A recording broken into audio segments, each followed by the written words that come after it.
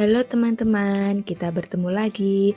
Kali ini kita akan belajar materi kelas 5, tema 8, subtema 3, pembelajaran 3. Tujuan pembelajaran yang akan dicapai yaitu menganalisis keuntungan dari keragaman jenis usaha ekonomi di masyarakat, menganalisis cara menghargai pekerjaan atau jenis usaha orang lain, mengidentifikasi orang-orang yang diuntungkan dari kegiatan produksi dan distribusi, menggali informasi penting yang terdapat pada teks non-fiksi, mengidentifikasi jenis-jenis kegiatan ekonomi di masyarakat, dan menganalisis pengaruh kegiatan ekonomi terhadap tingkat kesejahteraan masyarakat. Apakah kalian tahu apa itu kegiatan ekonomi? Kegiatan ekonomi merupakan kegiatan saling menguntungkan untuk memenuhi kebutuhan hidup. Nah, kegiatan ekonomi itu terdiri dari kegiatan produksi, kegiatan distribusi, dan kegiatan konsumsi. Kegiatan produksi merupakan kegiatan untuk menambah nilai guna suatu benda atau menciptakan benda baru sehingga lebih bermanfaat.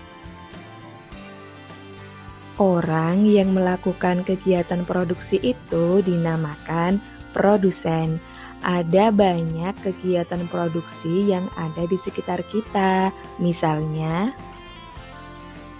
petani merawat kebun untuk menghasilkan sayur, serta ada juga pabrik makanan yang menghasilkan roti untuk dijual.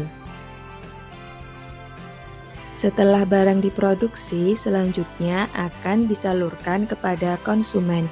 Kegiatan menyalurkan barang hasil produksi dari produsen ke konsumen ini dinamakan kegiatan distribusi.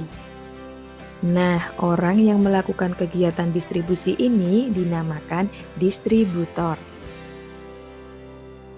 Kegiatan distribusi itu ada dua, yaitu distribusi langsung dan tidak langsung. Distribusi langsung merupakan penyaluran barang dari produsen kepada konsumen tanpa melalui perantara, misalnya pedagang mie ayam keliling dan pedagang sayur keliling. Distribusi tidak langsung merupakan penyaluran barang dari produsen kepada konsumen menggunakan jasa perantara. Misalnya, toko pakaian menjual perlengkapan pakaian yang berasal dari pabrik. Setelah barang didistribusikan, maka masyarakat akan membelinya.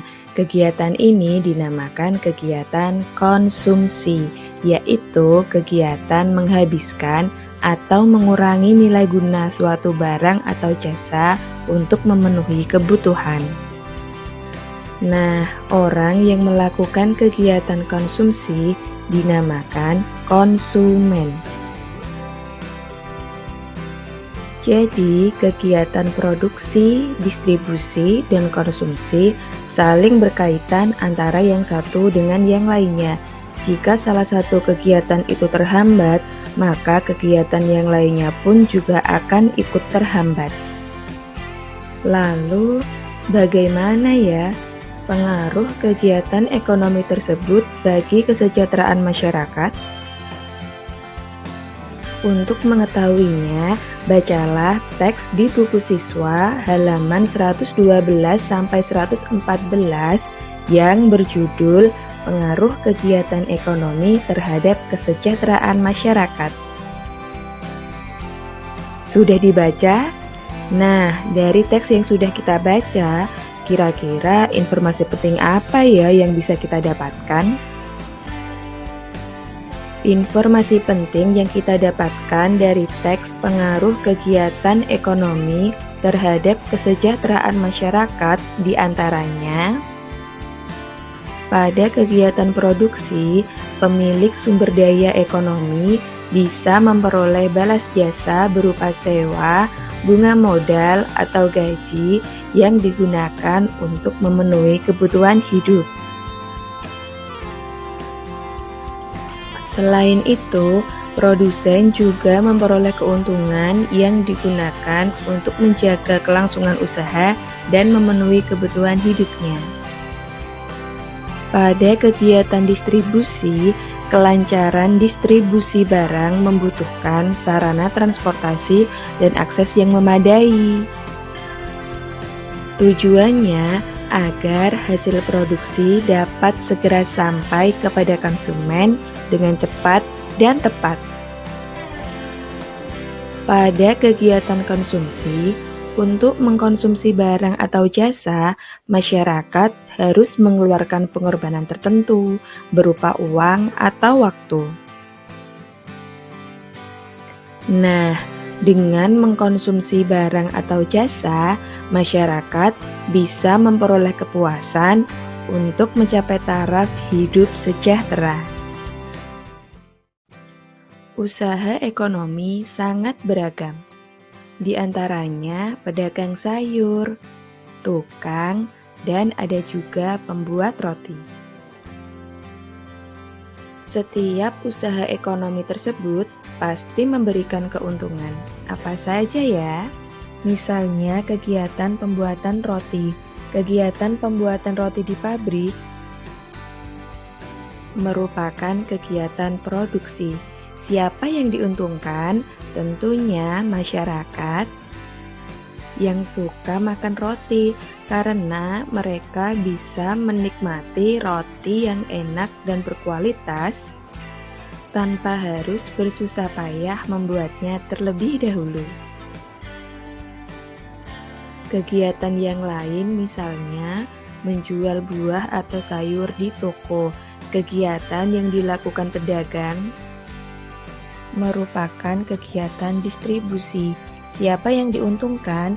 Tentunya masyarakat yang suka makan buah dan sayur karena mereka bisa dengan mudah membeli buah dan sayur segar tanpa harus menanam dan merawatnya terlebih dahulu.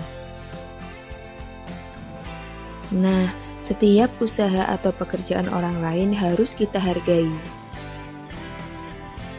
Bagaimana caranya? Cara menghargai usaha orang lain diantaranya tidak menghina orang karena pekerjaannya, berperilaku sopan ketika melakukan transaksi,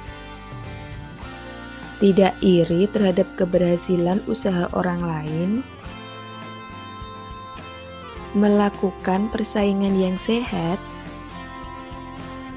dan bekerja sama dengan usaha orang lain, baik sebagai konsumen ataupun rekan kerja. Alhamdulillah, materi kita sudah selesai. Teman-teman sudah paham kan? Sampai jumpa di pembelajaran selanjutnya ya.